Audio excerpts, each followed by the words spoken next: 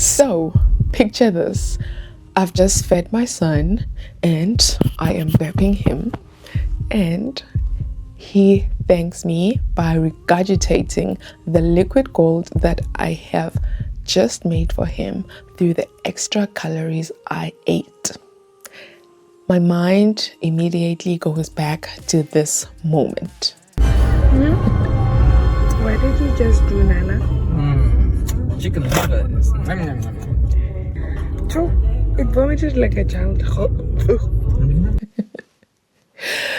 For today's video, we are answering if owning a pet, and in my instance, a dog, prepared me for motherhood.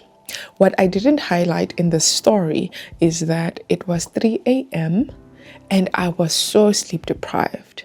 I don't know if there will be a moment in a parent and dog life where circumstances would lead to that, but this video will unpack some of the things that did help and some of the differences that owning a pet can never prepare you for motherhood or fatherhood in. So, the ways that owning a dog or owning a pet, could be a cat or whatever, but in this case I'm saying a dog because I think dogs are some of the most emotionally available creatures out there. I could be wrong, so if there are any vets or people who know about other animals that people can keep, do let me know. Okay, so ways in which dog ownership or pet ownership can prepare you for parenthood is: one, it can get you into a routine of responsibilities, right?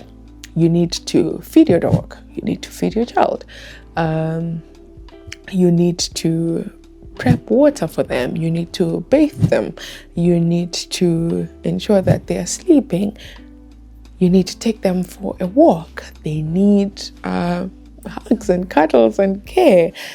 So this builds the habit of you consciously knowing that there is a little thing that is dependent on your care and full responsibility for it to grow. And I think that's relatively similar to pet caring and child caring. We'll get into the intensity when we look at the differences, okay? I know you're screaming where you're at. And then there is also sleep disruption tolerance. My dog sometimes does wake up and goes back because maybe there is a cat outside, or he had a sound, or he is not feeling well. There are times where he maybe poops himself and the poop gets stuck on his bum, so he will wince and cry for help. And that could be at 3 a.m., could be at 4 a.m., and you may need to wake up. We'll come to it on the differences. Meaning that a dog can survive until you wake up in the morning, or their screams won't disturb you as much. Okay. But same goes for a baby. A baby can cry at any time for assistance, right? But the intensity, that's where the difference is. A dog or a pet can teach you patience in their development, right? A dog, you get them, especially when you got them as a baby. We got ours as a 6-week-old dog, and then you need to train them where to potty, where to pee. You need to train them to sit, to listen to you. You'll develop cues on how you guys communicate, right? Show you if they've ran out of food, if they would like to go for a walk, whatever it is, right? And then you'll see them develop, you'll see them learn the tricks of some of the things they're showing you, right? And during accidents, or even intentional behavior, because sometimes they do, like my dog, when he's angry, he will pee on the couch. Does he know that he should not pee on the couch? He does know, but just to prove a point that he is unhappy, he will do it.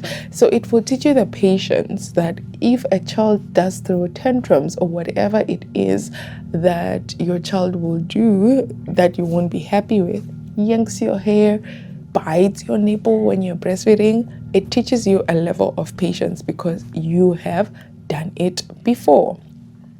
But obviously, it won't be the same, right? Another thing is budget adjustments. You will consider vet bills when you get them young. You have to take them for vaccinations.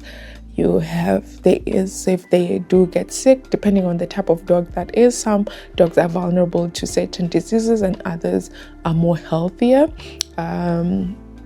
The more they grow, some will also have like joint pains, breathing problems, depending on the breed.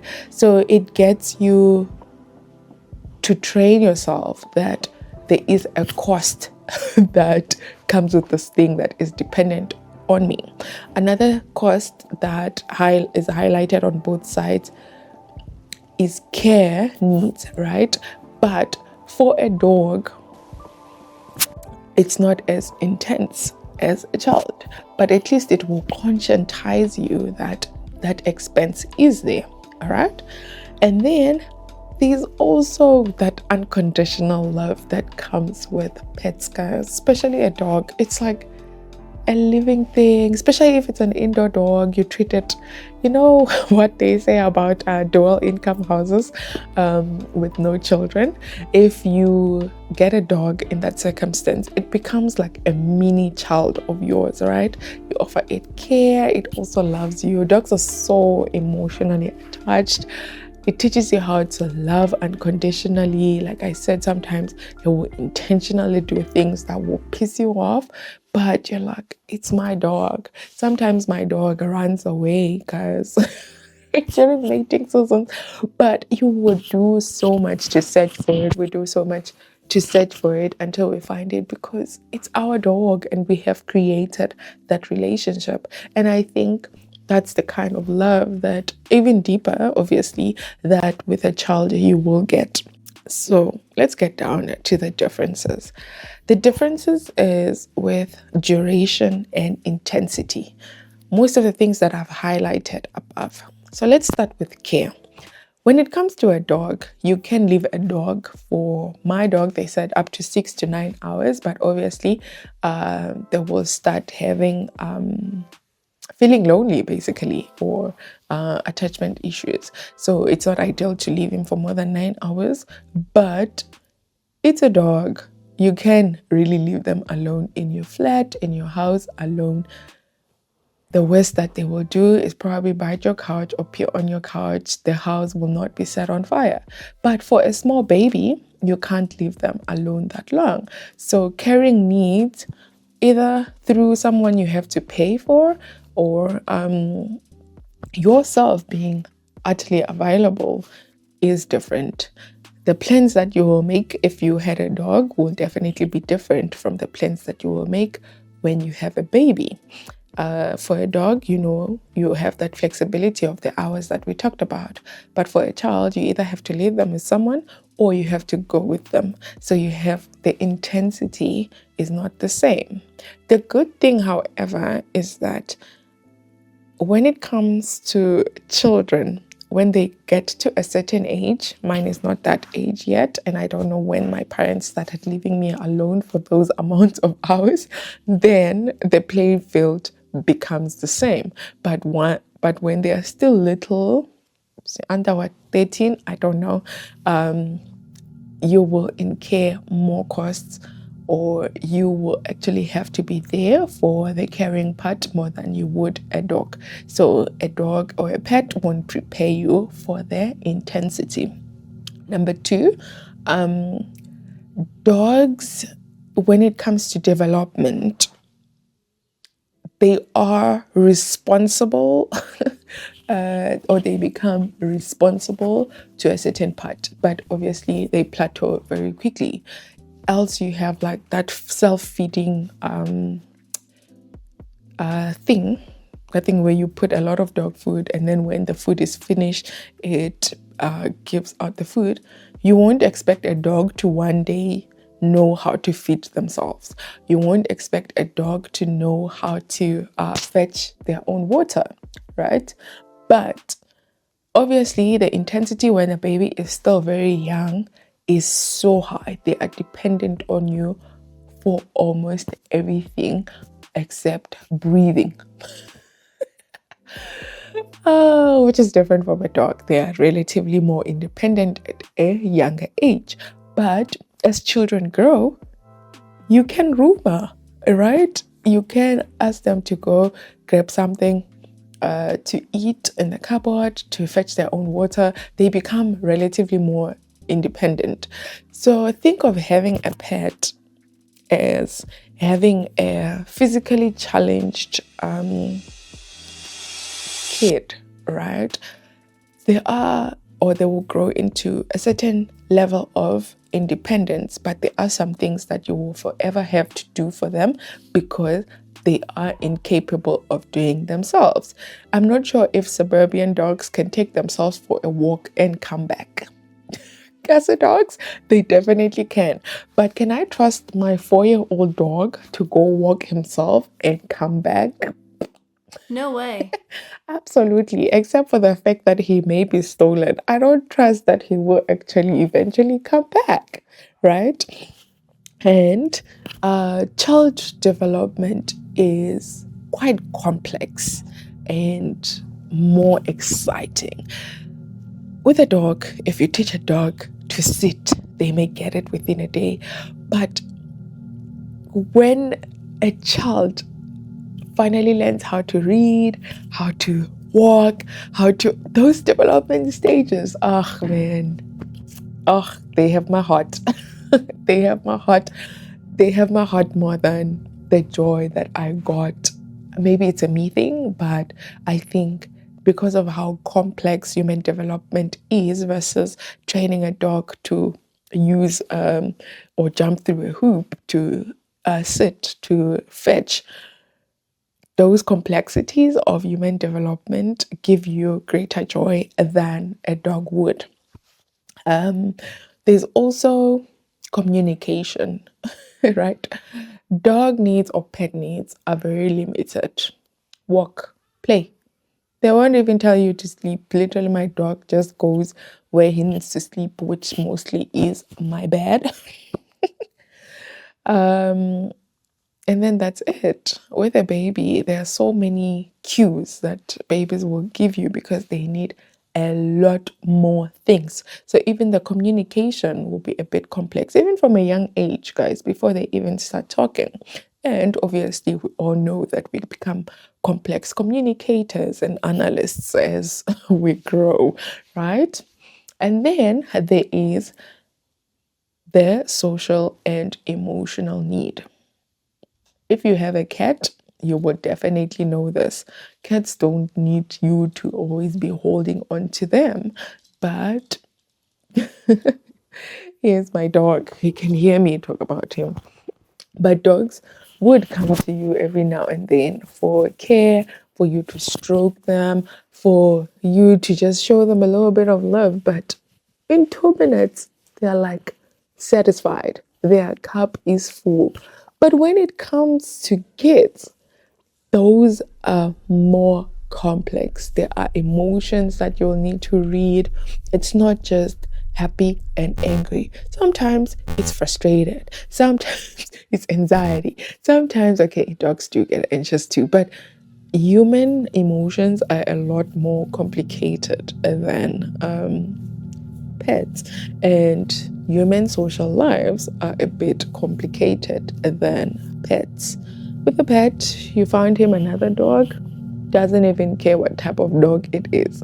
But with kids, they will look, am I vibing with this person?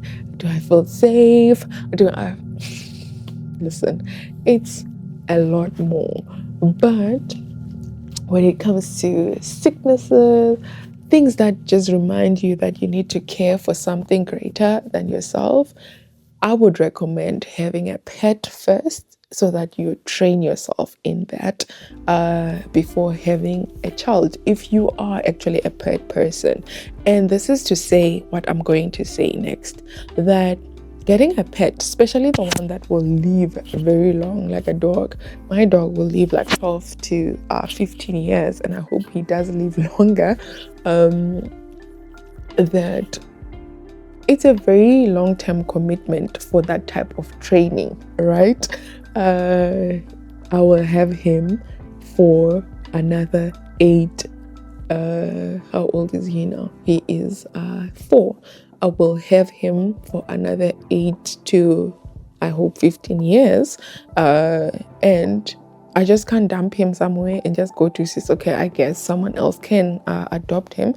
But because of the attachment that we've grown, just know that it is a long-term commitment to prepare your training through a dog or a pet than you would by maybe saying frequently babysitting a child, or other ways reading up about it, or how to prepare yourself for parenthood. Another thing about pets, like I say, they will develop until a certain point and they will always need you for something. Unlike children, a 15-year-old dog or 4-year-old dog, I won't now be expecting him, but if he now knows where his bag of food is, he will put food from that bag into his container. He will stay dependent on me for a lot of things that maybe a growing child would have been dependent to do. So take note of that responsibility, that is a long-term responsibility. Another thing, obviously, loneliness, and I think this is something you need to consider. Even for a child, right? I only have one dog, and some of the reasons he goes away or tries to escape is because he's trying to find a friend. We're still trying to decide what type of other dog to get, because 2 indoor dogs is a lot of work for the indoors. But it's like, which other dog is more compatible to a dog like it? And obviously that is an additional expense, right? So think of these things. Even for a child, if you're an only child, you will experience those kind of challenges where maybe the child will want to play more, or they will isolate, or whatever. Like we said, human emotions and how they process life is a bit complicated. One of the good things about it is that your child comes with a friend already, right?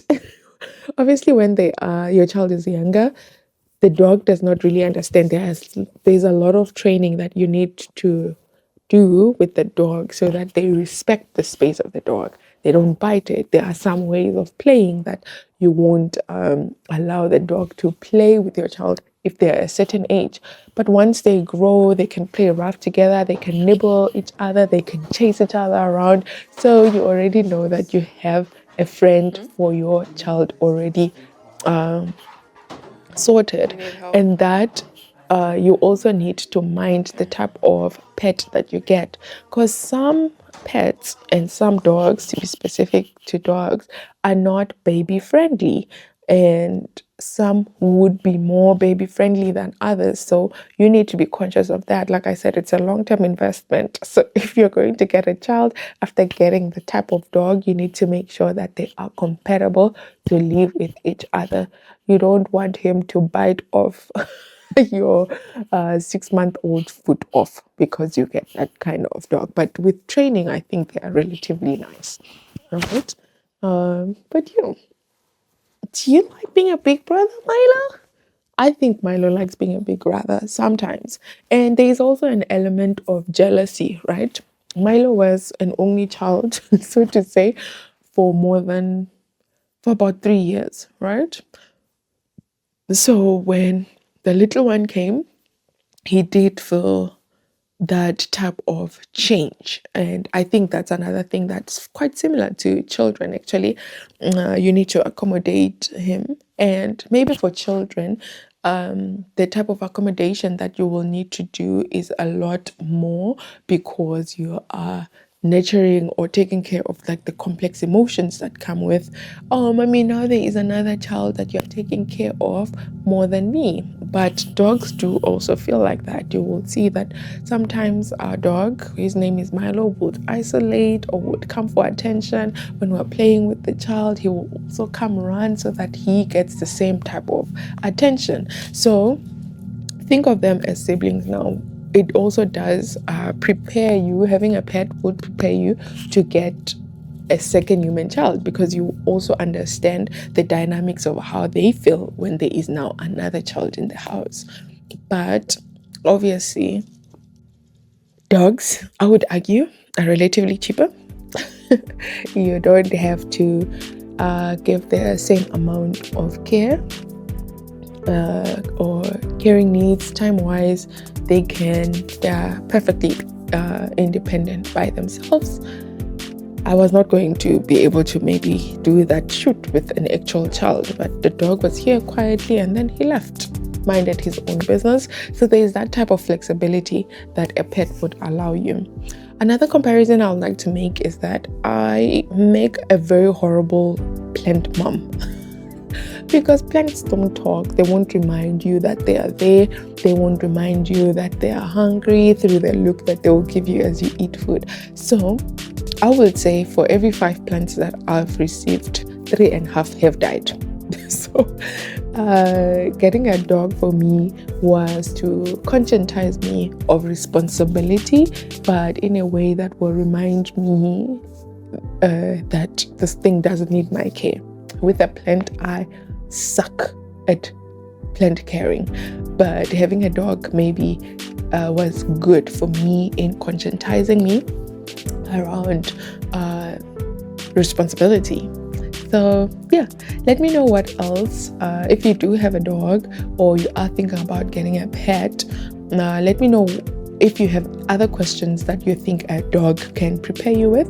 If you already have a pet and a child, let me know how having a dog has helped you prep for a child that I haven't covered. And if you just have a cute little pet, just tell us what breed it is, what pet it is, and its name. So yeah, catch you in the next one.